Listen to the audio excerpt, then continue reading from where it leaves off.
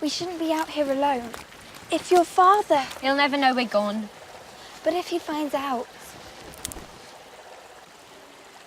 You don't need to be afraid of my father.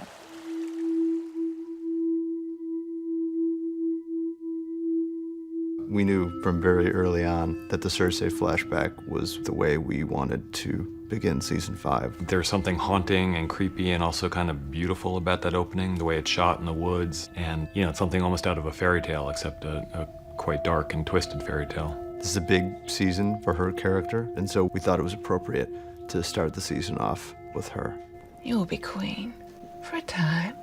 Then comes another, younger, to cast you down and take all you hold dear.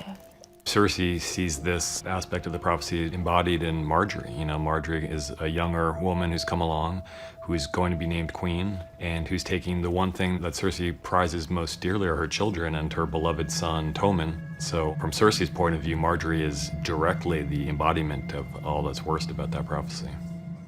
The Seven Kingdoms need someone stronger than Tommen, but gentler than Stannis.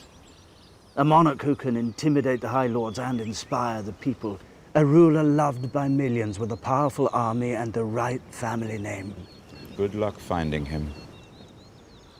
Who said anything about him?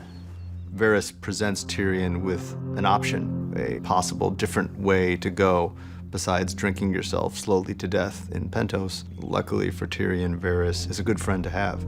He's the kind of person who's not afraid to tell Tyrion the truth, and he's the kind of person, more than probably anyone else, who truly understands how invaluable he is to the future of the world that they live in. Well, Varys has worked with him very closely, and he saw how he maneuvered politically, and he knows that Tyrion's got a toughness to him, but he also has a compassion to him, and those two attributes are rare in the same person. If that person's also quite intelligent, that person might be a really good advisor to a ruler, because as Varys says, Tyrion's never gonna rule. There's just no chance of Tyrion being king, but he could certainly advise the person sitting on the Iron Throne, and Varys thinks no one could do a better job of that.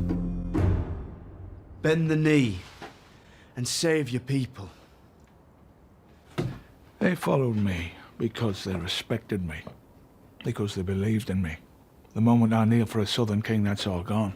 You're afraid of looking afraid. Oh, I am afraid. No shame in that.